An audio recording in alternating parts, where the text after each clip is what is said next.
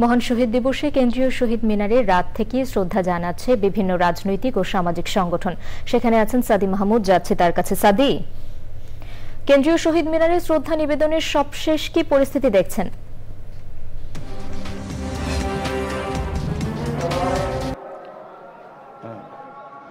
প্রিয়াঙ্কা, ধন্যবাদ আপনাকে। আসলে আপনি যেমনটি বলছিলেন যে কেন্দ্রীয় শহীদ মিনারের সবশেষ অবস্থা, কেন্দ্রীয় শহীদ মিনারের সবশেষ অবস্থা যদি আমি আসলে এখন বলতে চাই, এখন সর্বস্তরের সাধারণ মানুষ একে একে আসছেন এবং শহীদ মিনারে ভাষা শহীদদের স্মৃতির প্রতি শ্রদ্ধা জানাচ্ছেন এবং খুবই সুশৃঙ্খলভাবে কিন্তু তারা আসলে আসছেন। শুধু আসলে সর্বস্তরের সাধারণ মানুষ নয়, বিভিন্ন সামাজিক এবং রাজনৈতিক সংগঠন যারা আছে এবং বিভিন্ন রাজনৈতিক সংগঠনের ব্যানারের সদস্যরা একে একে আসছেন। এক গেট দিয়ে প্রবেশ করে অন্য গেট দিয়ে কিন্তু শ্রদ্ধা জানিয়ে তারা আসলে বেরিয়ে যাচ্ছেন।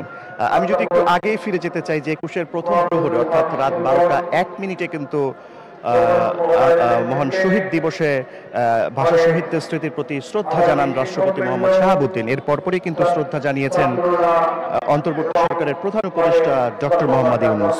এরপরেই কিন্তু সাধারণ মানুষের জন্য উন্মুক্ত করে দেওয়া হয় এই কেন্দ্রীয় শহীদ মিনার। এরপর থেকেই কিন্তু সাধারণ মানুষের ঢল নামে, কারণ আমরা দেখেছি যে অনেক আগে থেকেই সাধারণ মানুষ এই কেন্দ্রীয় শহীদ মিনারের বাইরে অবস্থান করছিল এবং কখন তারা শ্রদ্ধা জানাবে এই অধীর আগ্রহ নিয়ে তা কিন্তু তারা অপেক্ষা করছিলেন।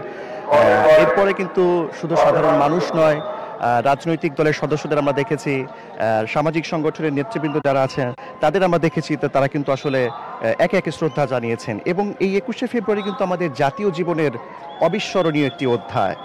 আপনি জানেন যে ১৯৫২ সালের আজকের এই দিনে কিন্তু মাতৃভাষার মর্যাদা রক্ষার জন্য বুকের রক্ত ঢেলিয়ে দিয়েছিলেন সালাম, রফিক, বরকত, জব্বার সহ নাম না জানা কিন্তু আরো অনেকেই।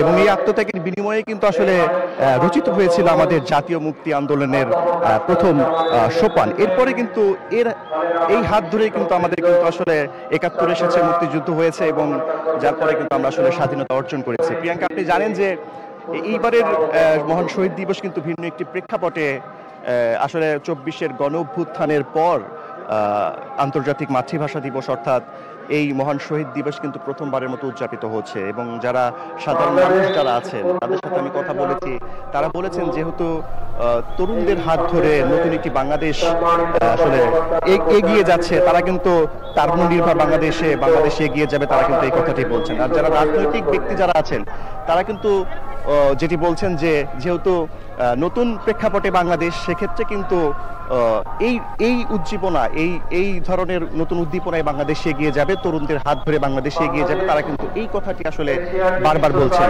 আর প্রিয়াঙ্কার সবশেষ অবস্থা আসলে আপনি দেখতেই পাচ্ছেন যে সব সংগঠন, রাজনৈতিক সামাজিক সংগঠন একে একে আসছেন এবং শ্রদ্ধা জানাচ্ছেন। আমরা অপেক্ষা করছি যে আরো যারা রাজনৈতিক দলগুলো যারা আছেন তারা হয়তো আসবেন এবং গণমাধ্যমের সাথে কথা বলবেন, এই ২১শে ফেব্রুয়ারিতে আসলে শ্রদ্ধা জানাবেন। আমরা আসলে অপেক্ষা করছি। তো সবশেষ অবস্থা, সাধারণ মানুষ লাইন ধরে শহীদ বেদিতে শ্রদ্ধা জানাচ্ছেন এবং এরই মধ্যে কিন্তু শহীদ মিনারের যে বেদি সেটা কিন্তু ফুলে ফুলে ছেয়ে গেছে। তো আমরা অপেক্ষা করছি এবং আজকে সারাদিনই কিন্তু সাধারণ মানুষ এই শহীদ মিনারে শ্রদ্ধা জানাবেন। প্রিয়াঙ্কা।